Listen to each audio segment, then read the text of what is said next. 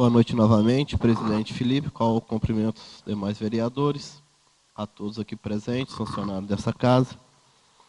Quero começar minha fala hoje parabenizando o Reinaldo Cabral, qual eu considero um amigo. Só lembrando que quando eu fui para a igreja ainda jovem, adolescente, ele era coordenador dos adolescentes, o qual eu aprendi muito com ele ali, o Reinaldo e a Sandra, nosso colega vereador, que eram os coordenadores no tempo na Igreja Evangélica Quadrangular. Então, quero parabenizar ele, também a Angélica Cristina, uma grande amiga minha. Agradecer também o Oscar por ter atendido a nossas solicitações, está passando patrulhamento na estrada do Patrimônio dos Paiva, ao qual vários vereadores fez o pedido. Eu e o vereador Vicentinho temos pedido constantemente sobre isso, porque o vereador Vicentinho reside naquele local, e ali é a minha terra natal, qual eu passei minha adolescência. Então, nós fizemos pedido constante ali. Agradecer também ao presidente dessa casa, Felipe Chaves, por ter autorizado novamente as publicações no Jornal do Povo. Então, quero te agradecer, Felipe, porque isso nos ajuda muito. Quero estar te agradecendo. E eu quero dizer mais uma coisa aqui, porque eu vi uma frase do narrador da Globo. Nós estamos chegando no início da Copa do Mundo, ao qual ele diz o seguinte: é um absurdo o jogador ficar mais de 1 minuto esperando atendimento mesmo. Eu queria que o Galvão, junto com os jogadores lá da seleção brasileira, viesse enfrentar a fila no nosso hospital de serviço público, para ele ver se vai demorar mais de 1 minuto, o que ele fica dizendo. Quero parabenizar a todos os pastores, porque ontem, segundo domingo do mês de junho, foi comemorado do pastor. Eu me sinto honrado e privilegiado de fazer parte também como pastor da Igreja do Evangelho Quadrangular. Eu quero dizer algumas coisas aqui. Eu via no Facebook o seguinte: um rapaz um dia foi condenado, e antes ele escreveu uma carta para a mãe dele. A carta era extensa, mas eu quero dizer só 2 coisas. Que ele falou que a mãe dele deveria ter sido condenada ali, executada junto com ele.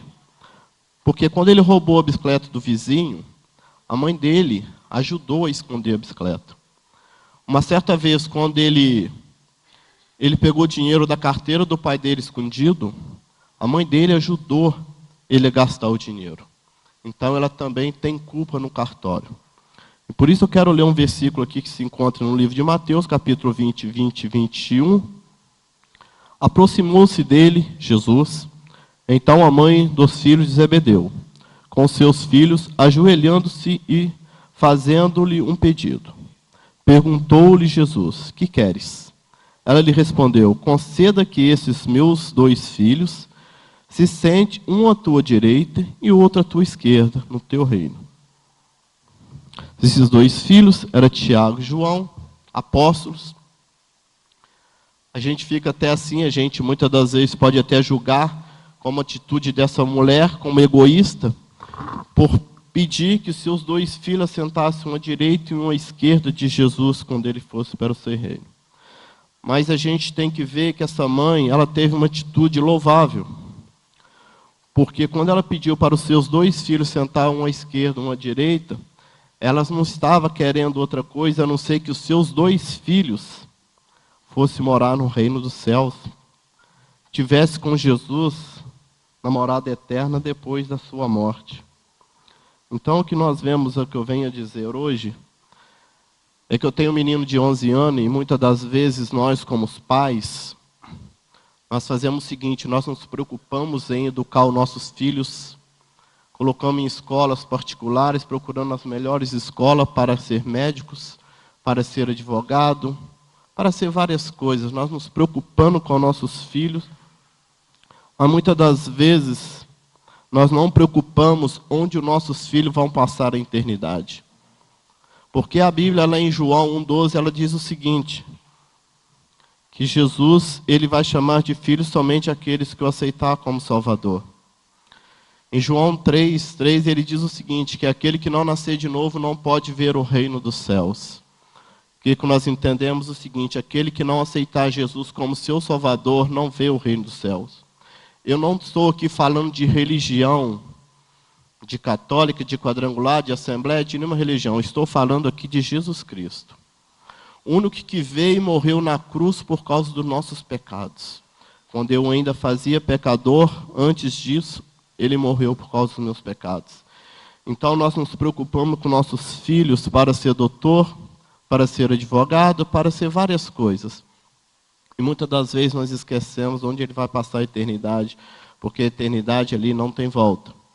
E às vezes o mais que nós vivemos é 112, 120 anos, e depois disso nós não sabemos até quando nós vamos estar nessa terra. E a palavra diz que o seguinte lá em Apocalipse, que a volta do Senhor Jesus vai ser como um piscar de olhos. E o piscar de olhos, quando Jesus voltar, não vai dar tempo da gente dizer o seguinte: eu te aceito como Salvador, Senhor, me perdoa pelos meus pecados, pelas minhas falhas. Não vai dar tempo. Então vai ser como um piscar de olho. Então o que nós temos que fazer isso é quando estamos vivos.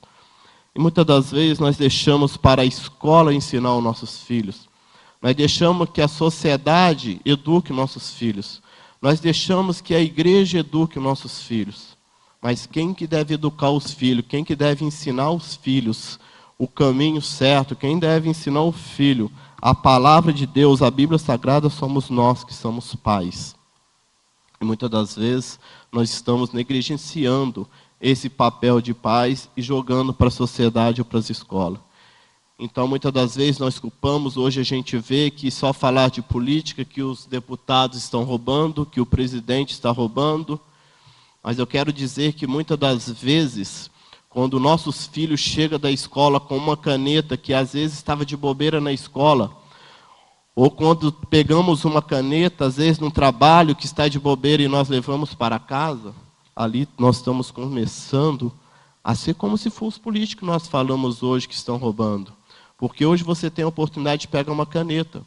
Amanhã, às vezes, você tem a oportunidade de pegar um caderno. No outro dia, você tem a oportunidade de pegar uma bicicleta. E quando, às vezes, você está hoje, quando está sempre falando na televisão, um deputado, um senador roubou milhões, é porque hoje eles têm condição de roubar milhões. Então, tudo começa nas crianças, adolescentes e juventude. Como que nós temos tratado as nossas crianças, os nossos adolescentes, os nossos jovens? Nós temos dado atenção para eles? Nós temos olhado na bolsa dos nossos filhos o que eles trazem da escola, se traz algo que não é deles para casa, para corrigi-lo? Ou quando às vezes o filho traz uma apostila do colega, às vezes aquela apostila ou aquele caderno, uma lapiseira, que vai falar assim: não, isso vai ajudar o meu filho, nós deixamos quieto. Então tudo começa com a educação em casa. E nós temos que estar muito atentos onde nós vamos passar a eternidade. Porque a palavra diz lá em Apocalipse, e também no final do livro de Mateus, a partir do capítulo 24, que a volta do Senhor está muito próxima. Se nós pararmos para analisar, tudo que está acontecendo hoje está relatado na palavra do Senhor, que no fim dos tempos, tudo isso iria acontecer. Aí quando falamos em fim dos tempos, muitos riem, muitos zombam, como zombaram de Noé. Então, mas eu quero deixar essa alerta para os pais, para as famílias, que começa a educar os filhos, começa a perceber onde vamos passar a nossa eternidade. O que eu queria dizer era só isso. Uma boa noite.